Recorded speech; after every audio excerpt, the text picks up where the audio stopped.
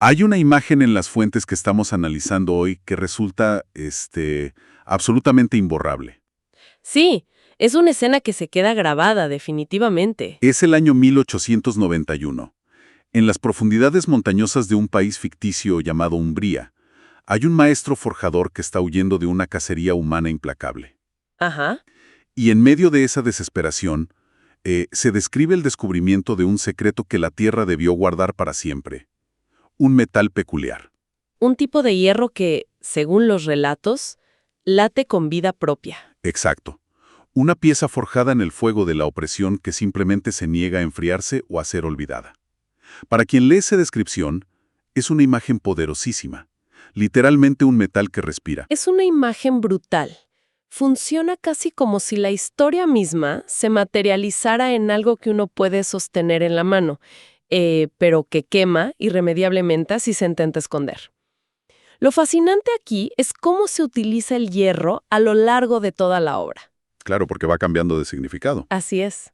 No es solamente un elemento físico, aunque bueno, ciertamente lo vemos en las cadenas, en los engranajes de los trapiches azucareros, en el yunque de la forja y eventualmente en las vigas estructurales de los rascacielos. Todo está conectado por ese material. Totalmente.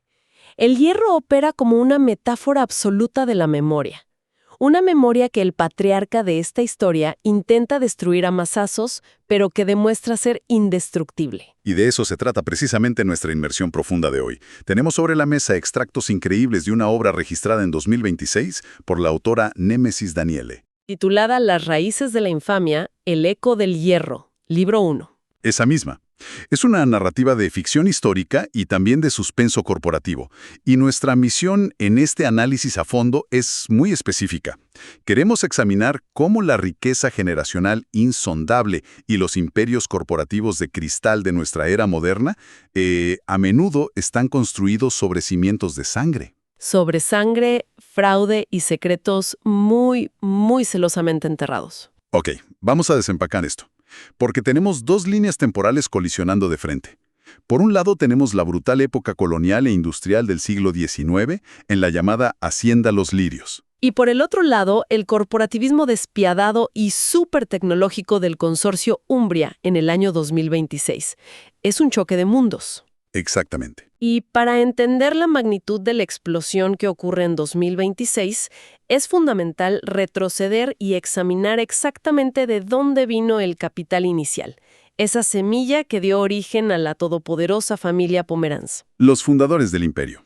Así es. Los extractos nos ubican primero en 1788. Jacobo Pomeranz, el patriarca original, está de pie en la galería de su inmensa hacienda tropical, Los Lirios. Una locación que suena asfixiante por las descripciones. Totalmente. El ambiente descrito es sofocante, huele a melaza fermentada, a selva húmeda. Sin embargo, Jacobo lleva puesta una casaca de seda azul oscuro con una chorrera de encaje. Ese detalle me pareció increíble.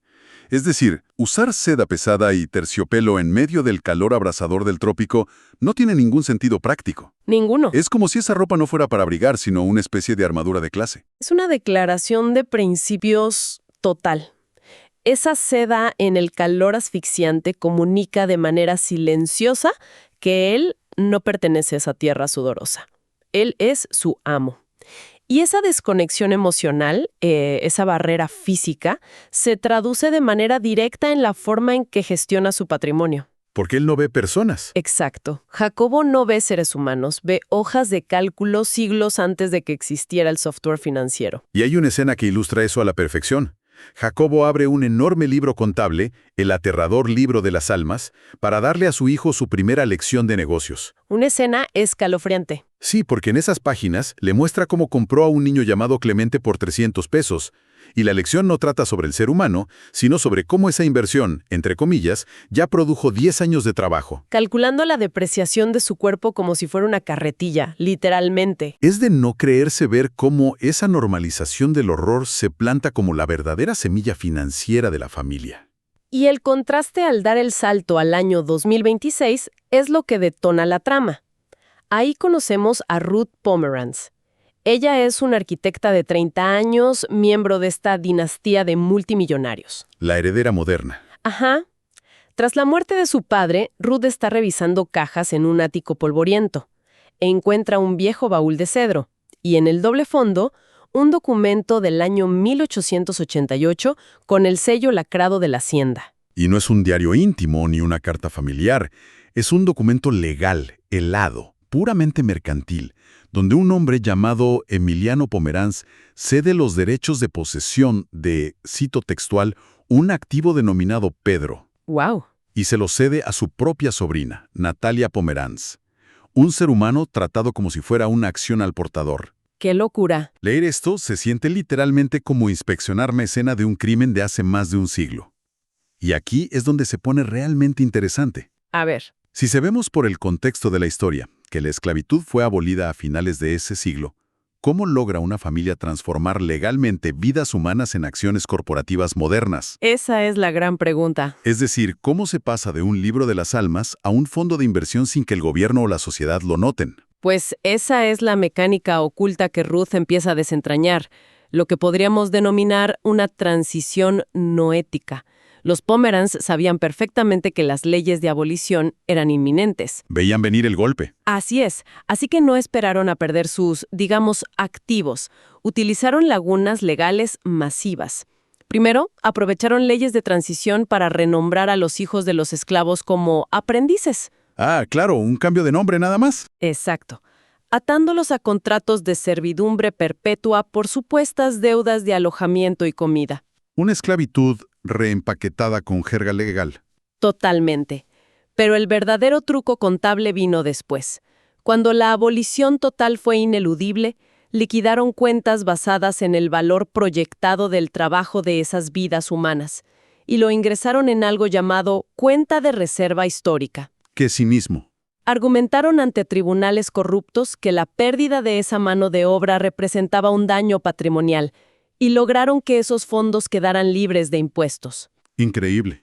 Y con ese dinero manchado, lavado a través de indemnizaciones y fideicomisos oscuros, financiaron la construcción de la primera gran fábrica de acero del consorcio a principios del siglo XX. Así que no fue visión para los negocios. Para nada. Fue un lavado de dinero intergeneracional. El rascacielos de cristal de 2026 está cimentado en un fraude de proporciones épicas. Y la evolución tecnológica que acompañó ese fraude lo hace aún más crudo. Hacia 1845, con la llegada de las máquinas de vapor a la hacienda, el capital humano pasó de cortar caña con machetes a alimentar monstruos de hierro a presión. El inicio de la era industrial. Así es. Vemos a un hombre llamado Zacarías, el padre de Pedro, hundido en un foso de grasa y hollín, arriesgando su vida para ajustar válvulas hirvientes. Y lo peor es que el conocimiento técnico que adquiere Zacarías es visto por los dueños como una amenaza. Claro, porque un trabajador educado es un peligro para ellos. Exacto. Emiliano Pomeranz llega a sugerir vender al pequeño Pedro porque el niño es demasiado despierto. La inteligencia en la propiedad es un riesgo inaceptable para el balance general. Y ante esa asfixia absoluta, donde la familia se negaba a soltar sus activos sin importar la ley, la narrativa nos empuja inevitablemente hacia la rebelión. Pero lo fascinante es que la ruptura de las cadenas comienza desde adentro. Se forma una alianza inesperada. Sumamente improbable, entre la aristocracia disidente y los oprimidos. Todo esto parece comenzar con Isabel Pomeranz, la tía de Natalia. Hay una viñeta en el año 1860 que refleja perfectamente esta fractura. Ah, la escena de los espejos. Esa mera. Isabel está en un salón de espejos en la mansión urbana. Está atrapada en un vestido con un miriñaque de acero, rodeada de sedas y bajo la luz de candelabros de cristal de Murano. Pero al mirar por la ventana hacia la lluvia fría, ve a los llamados esclavos de alquiler de su propia familia. Caminando descalzos por el barro para llevar los suministros de la fiesta. El contraste sensorial es devastador. Y es el catalizador para que Isabel empiece a desviar fondos, creando una caja fuerte secreta. Preparando el terreno para lo que viene. Ajá. Años después, su sobrina, Natalia Pomeranz, hereda ese mismo instinto de disidencia. En 1885, hay una escena donde Natalia baja a la forja. El aire allí está pesado, huele a carbón quemado y al sudor del esfuerzo físico extremo de Pedro el herrero. Mientras que Natalia huele a violetas y usa vestidos de seda. Exactamente. Son dos mundos que nunca deberían tocarse. Pero en ese momento, Natalia le entrega a Pedro una llave de bronce robada de la biblioteca familiar. Y no se trata de caridad por parte de ella. No, para nada. Es un pacto de supervivencia, porque ella ha descubierto que su tío Emiliano planea vender a Pedro a las minas de la frontera antes de que las leyes de abolición entren en vigor. Lo que equivale a una sentencia de muerte. Y eso desencadena la fuga en 1888. Ante la amenaza inminente, Pedro y Natalia escapan hacia la temida Sierra Norte, buscando refugio en un asentamiento de cimarrones conocido como el Valle de las Sombras. Un lugar inaccesible. ¿Sí? Las fuentes indican que esta fuga provoca una auténtica locura en Emiliano. Hay pistas de un asesinato brutal, de una persecución implacable y de cómo la familia Pomeranz, aterrorizada por el escándalo, decide enterrar la verdad bajo lápidas vacías. Literalmente inventan una historia oficial. Exacto, afirmando que Natalia enloqueció, se refugió en la religión y murió trágicamente de fiebre. Todo para ocultar la humillante verdad de que una heredera Pomeranz prefirió la selva junto a un esclavo antes que la mansión. Es una operación de encubrimiento masiva para proteger el prestigio del linaje. Pero, espera, aquí la lógica de Emiliano me hace muchísimo ruido. Si revisamos las fechas, la abolición total ya era una ley inminente para 1887. Cierto. O sea, la pérdida económica se iba a materializar por mandato del gobierno de todos modos. Entonces, ¿por qué Emiliano organiza costosas cacerías privadas, contrata mercenarios y quema valles enteros solo para perseguir a dos fugitivos?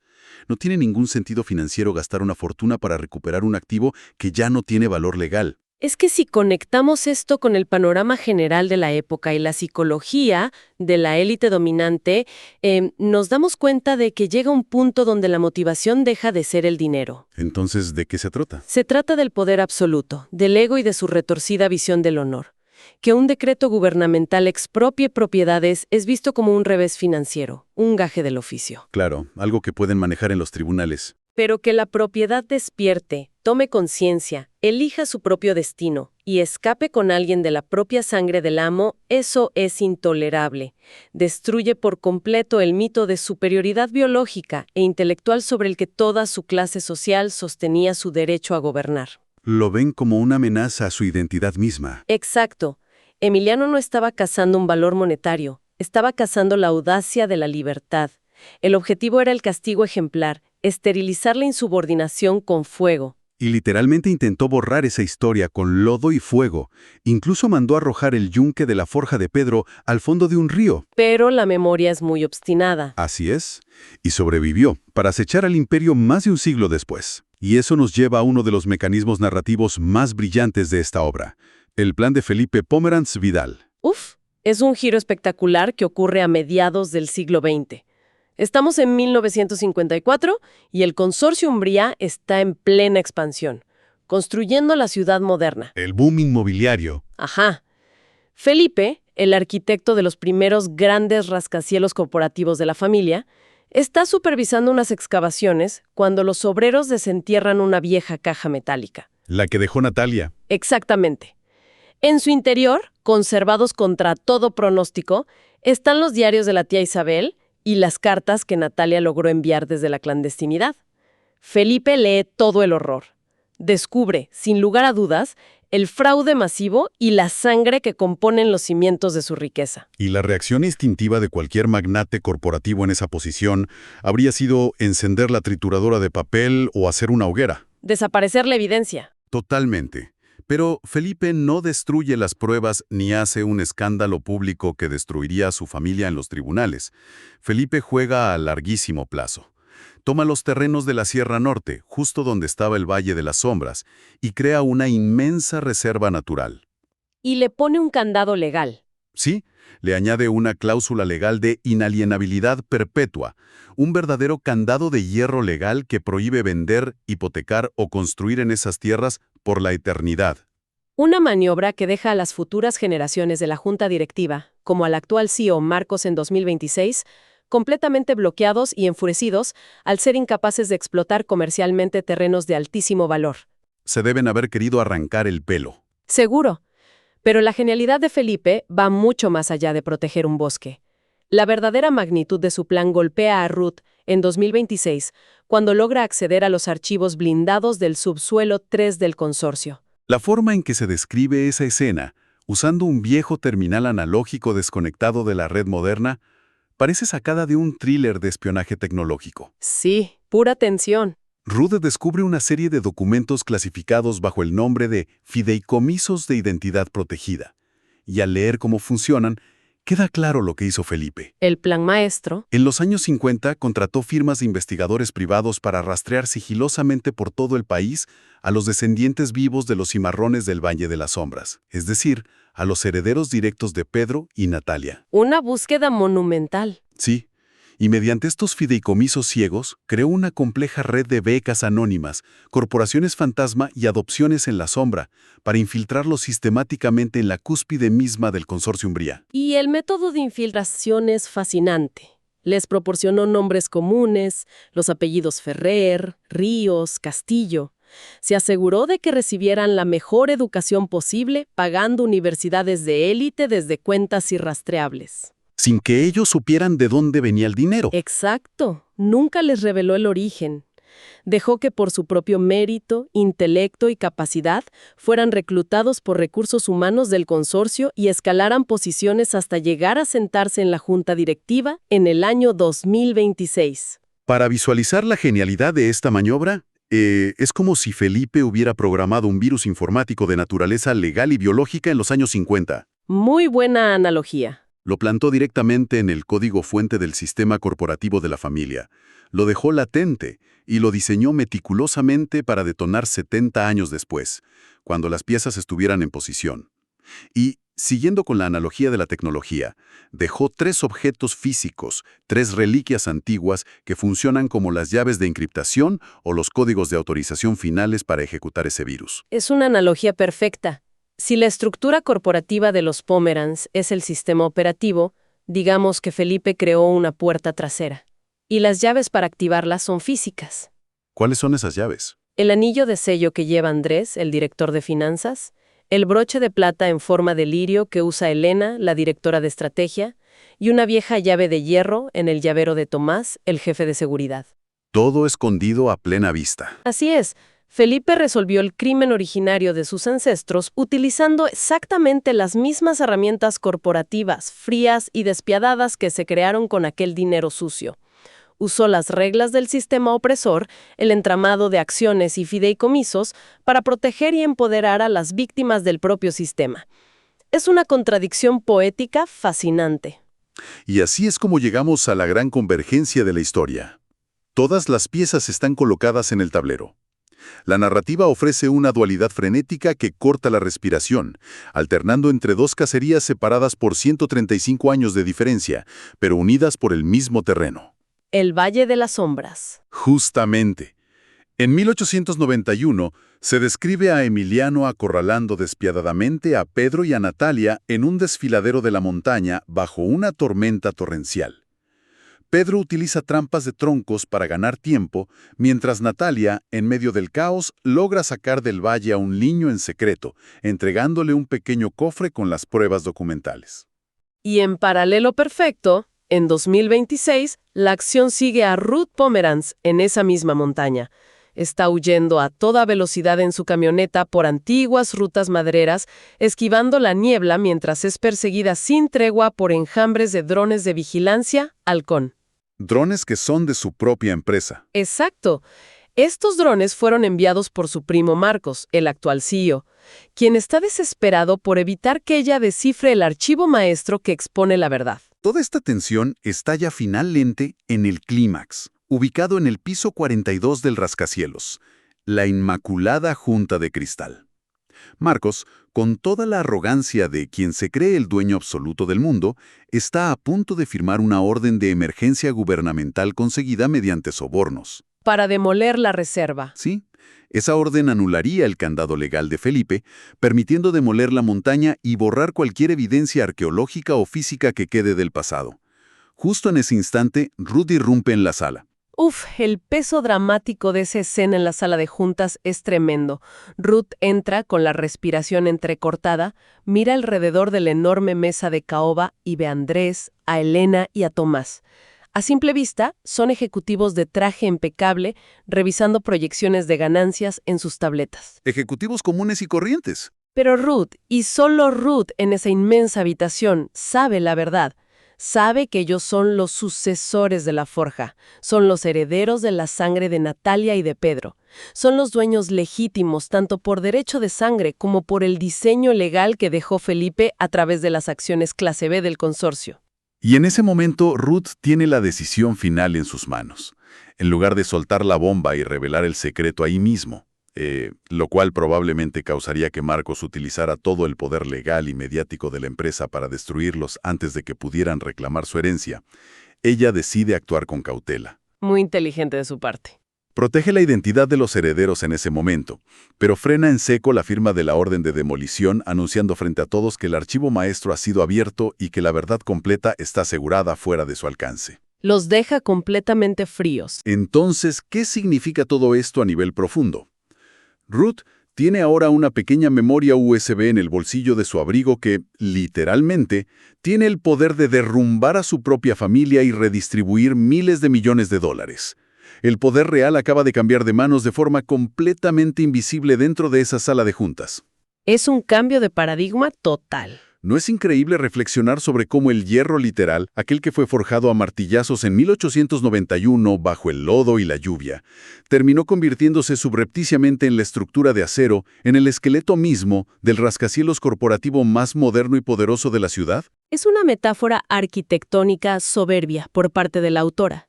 Y esto plantea una pregunta importante sobre la verdadera naturaleza de la justicia. Muchas veces existe la tendencia a pensar en la justicia como un rayo que cae del cielo para castigar a los culpables. Pero la obra muestra una justicia sistémica, casi kármica, diseñada a través de la burocracia y el papeleo. La revancha burocrática. Ajá. Las estructuras de opresión, como la despiadada maquinaria financiera de los Pomeranz, a menudo llevan cultivando en su interior la semilla ineludible de su propia destrucción. Marcos y la cúpula familiar actual celebran la meritocracia de haber contratado a ejecutivos brillantes y formados en las mejores escuelas, como Andrés, Elena y Tomás.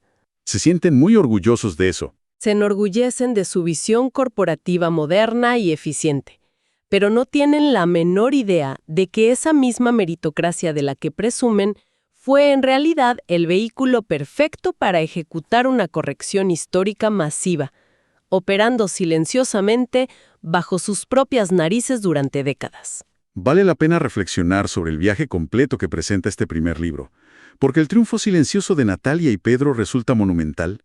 Emiliano quemó las chozas del valle, enterró el yunque bajo cal viva en el río y borró deliberadamente el nombre de su sobrina de los registros oficiales y de las lápidas. Llegó a creer que el fuego y el silencio podían esterilizar la historia. Pero no fue así. Para nada. El eco de ese hierro huerpeado viajó a través de más de un siglo. Atravesó 135 años tomando la forma de diarios escondidos, de llaves de bronce, de fideicomisos secretos en paraísos fiscales, para finalmente ser escuchado e interpretado por Ruth. Y es imperativo destacar, para quienes estén analizando esta obra, que el libro 1 termina en una nota de suspenso magistralmente construida. Tras detener a Marcos, Ruth sale del rascacielos hacia el frío aire de la ciudad, caminando de forma anónima entre la multitud. Ella tiene el control ahora. Ella tiene la última palabra.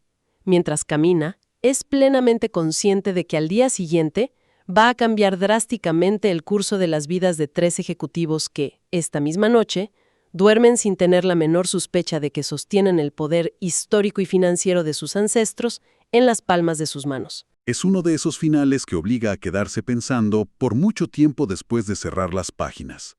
Al caminar hoy en día por nuestras ciudades modernas, al cruzar el umbral de imponentes bancos revestidos de mármol, al pasear por los pasillos de universidades centenarias o al admirar enormes rascacielos corporativos de cristal que desafían las nubes, resulta casi inevitable mirar esos cimientos prístinos y hacerse una pregunta. ¿Cuál sería? ¿Cuántos de estos colosales monumentos al progreso económico y a la civilización moderna están, en realidad, silenciosamente sostenidos por libros de almas ocultos en sus bóvedas más profundas? Es una pregunta que deja a uno helado. ¿Y cuántas llaves secretas, cuántas historias enterradas deliberadamente por el poder están simplemente esperando a simple vista a que alguien con la valentía de Ruth Pomeranz se atreva a girarlas? Porque, tal como enseñó aquel maestro forjador en la oscuridad de 1891, hay un tipo de hierro en este mundo que simplemente nunca se enfría. Un hierro que late con vida propia, esperando pacientemente su momento para volver a arder en el fuego.